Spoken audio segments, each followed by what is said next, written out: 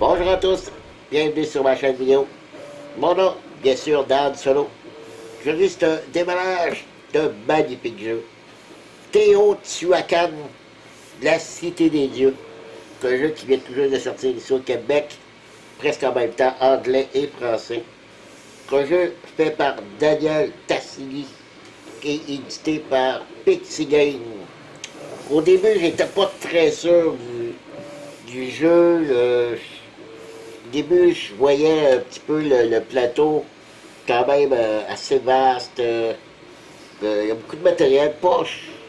Je sais pas, au début, je le trouvais pas très beau, pas très attirant. Mais bon, j'ai vu une vidéo d'explication, une vidéo de règles du jeu. Et là, j'ai accroché. J'ai accroché un peu. J'ai accroché sur la mécanique du jeu aussi. Et puis, qu'est-ce qui m'a fait pencher la balance? C'est en voyant ça ici. Tout le ici dans le coin en bas. Mode solo. David Turski.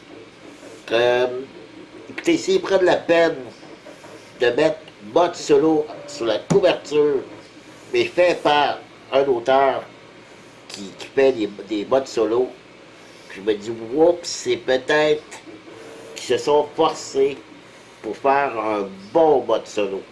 Puis vous savez, moi, c'est ce que j'aime dans les jeux de société. Un très bon mode solo avec un mode automa où on peut jouer contre un AI qui, lui, ici, va faire des points et nous donner un bon challenge pour le battre. Alors, c'est ce qui m'a décidé d'acheter le jeu. Qu'est-ce qu'on peut dire de plus? Bon, premièrement, c'est un jeu de 1 à 4 joueurs, 14 ans et plus, et c'est pour environ 90 à 120 minutes. Il y a d'autres choses aussi qui m'ont attiré dans le jeu, c'est un petit peu sa mécanique de jeu, très différente d'un jeu euro. On peut pas dire que c'est un jeu placement d'ouvriers. C'est un jeu de ressources, oui. Mais à la différence, moi je dirais que je le compare un petit peu, pour ceux qui le connaissent, Outlive. Vous savez, Outlive, on a 4 personnages sur le jeu. Et tout ce qu'on a à faire à chaque tour, qu'on promène nos personnages, déjà en place. Ici, ça va être un peu la même chose, sauf que ça va être des dés. Nos dés vont rester sur le plateau et on va les faire bouger de tour en tour. Et ce qui m'a plu aussi, c'est le fait que les dés, ils vont mourir. Donc, lorsqu'ils vont atteindre une certaine limite, ben en fait, lorsqu'ils vont atteindre 6, ils vont mourir. Ils vont s'en aller au endroit du plateau et avec une certaine action, on pourra les récupérer et qui pourront recommencer leur vie au chiffre 1. Alors on ouvre ça. Il y a beaucoup de matériel, beaucoup de tuiles. Vous savez que même si le chicane en anglais, c'est pas grave, parce qu'il n'y a pas d'anglais dans tout le matériel. Il n'y a que le livre de règles. Une très belle boîte par contre. Là-dessus, c'est très beau. Un beau fini de la bonne qualité pour la boîte, ça là-dessus. Je n'ai pas un mot à dire. J'aime une boîte qui se trouve bien aussi. Mettre ça de côté. Bon. Des ressources, des tuiles de bois. OK. Parce qu'il faut construire une pyramide. Donc, on va ouvrir ça tantôt, OK?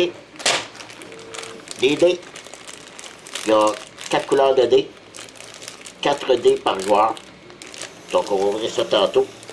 Et je remarque que c'est des dés arrondis, ce que j'adore. Malgré que dans le jeu, on n'a pas à lancer les dés du tout. Quand je dis du tout, là, c'est du tout. Ça aurait pu très bien être des dés carrés. Ça ne m'aura pas dérangé. Si on a des sacs de plastique, parfait. le livre de règles. OK, on va regarder ça tout de suite. Mettre ça de côté.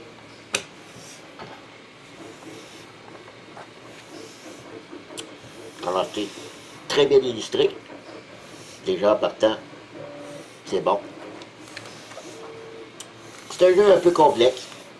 Je dirais, quand même, ça prend un bon... ça va prendre quelques heures, ben quelques heures. 1 heure ou deux d'apprentissage comme il faut des règles. En regardant des vidéos, ça va vous aider beaucoup. Par contre, c'est bien écrit, très gros, beaucoup d'exemples. Moi, ce que j'aime, c'est ça. Donc là-dessus, c'est parfait. C'est pas compliqué de faire. Il y a, oh, c'est pas beaucoup. Il y a 23 pages. 24 pages avec l'explication des tuiles. Pour les 3 dernières pages, c'est l'explication des tuiles. Alors, c'est parfait. À ce côté, on revient. Ici, c'est beaucoup de punchboard. Ça se dépêche tout seul. Ah non, c'est une promo. Promo pour le jeu Dice Settler. Donc, je pense, je ne sais pas si c'est les mêmes auteurs, mais c'est une promo qui donne pour le jeu Dice Settler qui vient aussi tout juste de sortir. Le plateau de jeu, je vais le sortir tout de suite. Je vais le déployer. Très gros. Donc, je vais m'arrêter une seconde et je reviens. Et voilà, c'est reparti. Voilà le plateau. Immense plateau, super beau. Encore là aussi, je trouve un beau fini de qualité sur le plateau. J'adore ça. Il se déplie très très bien. Ne reste pas, comme, tu sais, vous savez, on rouvre un plateau, puis à cause du carton, il reste soulevé, tout ça. Là, au contraire, il s'ouvre, il reste égal partout. Donc, c'est signe de qualité. Puis ici, bon, il est très très prêt. Je peux vous montrer un peu comme ça. Ça part de là. Allez jusqu'en bas. Ici. Dans le coin. Et jusqu'en haut ici. Beaucoup d'actions.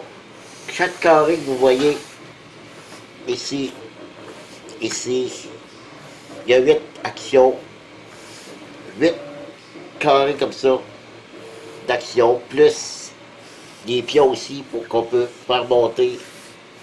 Ici, c'est le contour. Ici, c'est ici qu'on construit notre pyramide. Donc, beaucoup de choses à faire. C'est comme vous voyez, c'est très iconographie. Ça marche par icône, donc c'est une fois appris les icônes, ça va super bien. Alors, on va continuer avec les punchboards. OK.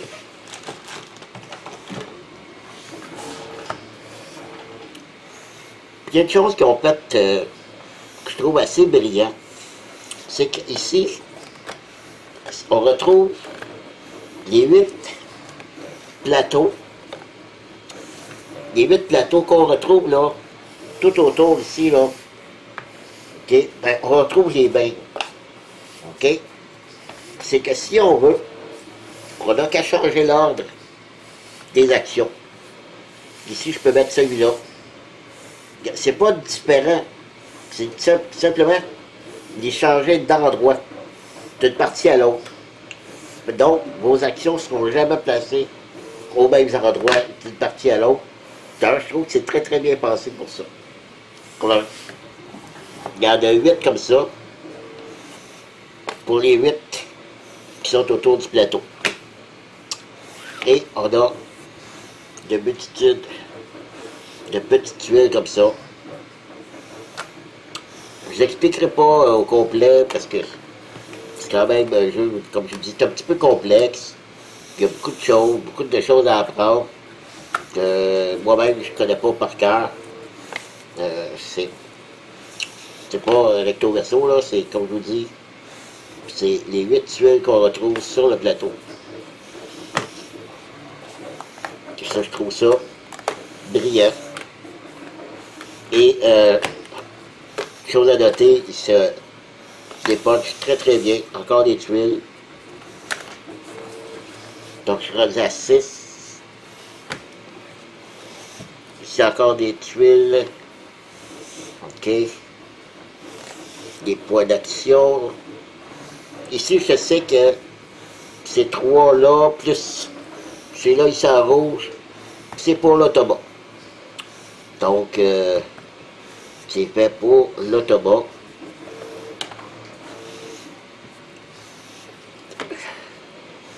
Donc c'est des tuiles de toutes sortes, variées. Et ça c'est une des ressources aussi, c'est du cacao. Il faut gagner cacao pour acheter, payer certaines ressources. J'ai peut-être pas calculé ici tantôt. 1, 2, 3, 4, 5, 6. Ah, il y en a 2, ok, c'est vrai. Il y a celle du haut qui ne change jamais. Et celle du bas ici. Je crois que c'est les 3 de ce côté-là et les 3 de ce côté-là qui changent. Donc, c'est ça. Ça, c'est des tuiles. Ensuite, bon, les dés, c'est pas... On ne va pas réinventer les dés. C'est pas des dés custom. C'est des dés ordinaires. Là, ils sont en train de... Pourquoi ne pas mettre ça dans le petit bloc? Voilà. Ici. Les noirs, ils seront beaux par exemple. Ça, très joli. Des rouges, des bleus et des jaunes. Alors, si maintenant j'ai les jaunes, comme j'ai dit, nos 4 dés se retrouvent sur le plateau de niveau 1. Sauf qu'en partant, je vais en avoir un qui va être bloqué. Donc, j'ai 3 dés. Par un processus, là, on va avoir des tuiles qui vont nous déterminer où on va commencer. Donc, on va commencer à certains endroits. Et, lorsque je vais faire des actions, mon dé, j'ai le droit de le bouger de 1 à 2 cases. Alors, je peux aller 1, 2, ou 1, 2, que je peux me retrouver sur la même case que le mien, il n'y a pas de problème. Mais je ne peux pas dire, si je suis ici, je ne bouge pas et je vais refaire cette action. Je suis obligé de bouger un dé et de faire l'action. Et selon certains endroits, lorsque je vais faire l'action, comme ici c'est marqué, je vais monter mon dé à 2. Et ainsi de suite. Plus mon dé va monter, plus mon action va être forte, plus je vais obtenir des ressources. Donc, c'est là que prend toute l'importance de nos dés, c'est de les faire monter, qu'ils soient plus puissants, mais plus ils vont devenir puissants lorsqu'il sera à 6. Il va mourir et il retourne à un endroit, je ne sais pas comment on l'appelle, mais il va se retrouver dans une case en haut. Et par un procédé, je ne sais pas lequel, je ne me souviens plus, on va pouvoir essayer de le récupérer et il revient à 1 pour refaire sa vie. Alors c'est très bien passé, c'est une nouvelle mécanique, donc je vais voir si j'aime ça. Ben, moi j'aime essayer des choses nouvelles. Donc ça c'est des dés. On continue pour finir avec les ressources.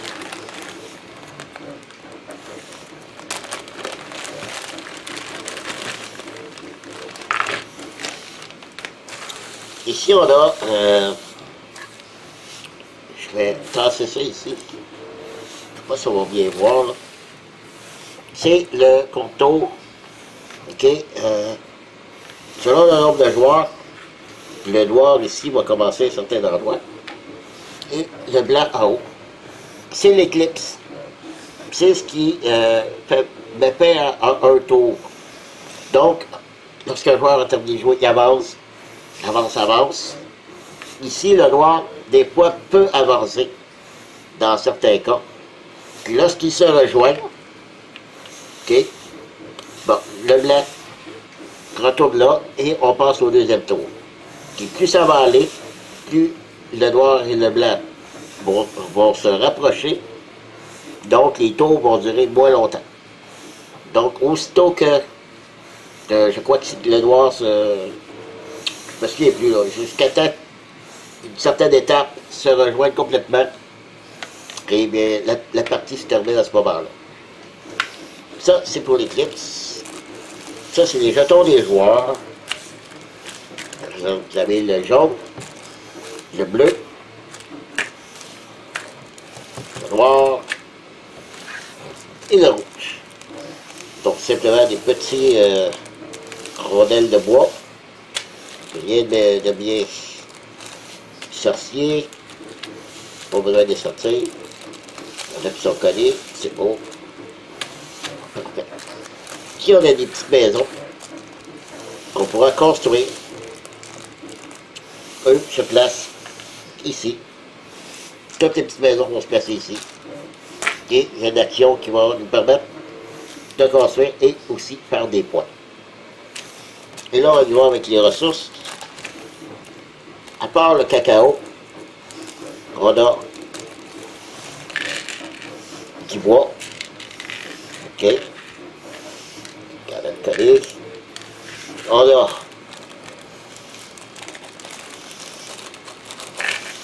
de la pierre.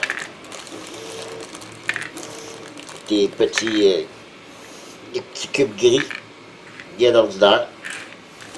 Et en jaune, bien sûr, de l'or. Eux ne sont pas carrés, ils sont en forme de petits Legos d'or. Ça, c'est les 4 ressources. L'or, la pierre, le bois et le cacao. Ça veut dire, on a nos tuiles. Tasser tout ça ici. Pour la pyramide, on doit construire. Il y en a beaucoup. C'est des beaux morceaux de bois. Superbe qualité. Je vais te dire, j'ai hâte de les voir, des toucher, et c'est super bien fait. Donc, wow. Très content. Donc, on va avoir à construire. Au début, on ne commence pas à zéro, on va placer selon le nombre de joueurs. On va déjà avoir des cases de placer sur le plateau. Et lorsqu'on va construire une nouvelle tuile, si on est capable d'aligner les mêmes symboles ensemble, si je regarde ici ce symbole-là et lui, que je vais construire comme ça, mais je vais faire des points. Plus je vais en faire aligner pareil, je vais faire des points. S'il y en a, j'aligne de la même couleur. J'essaie de trouver ici. Si j'enligne 2 couleurs, ben ça me donne encore plus de points. Donc c'est un peu le principe du jeu. Et puis, ben, c'est à peu près tout. Je ne peux pas en dire plus que ça, parce que je ne connais pas à fond le jeu. J'en connais un petit peu. Au moins, je vous expliquer le principe un peu du jeu. Si ça vous plaît, pour aller voir des vidéos, je ne pense pas d'en faire, parce que, comme vous voyez, c'est immense. Puis la caméra, il faudrait qu'elle soit vraiment très très haute pour bien l'avoir. Il y en a qui sont mieux équipés que moi pour faire ce genre de partie. Ben, peut-être qu'au moins vous en donner un compte rendu à un moment donné, c'est sûr. Alors voilà, c'est tout. Encore une fois, je vous remercie de m'avoir suivi. Et je vous dis à la prochaine. Bye bye.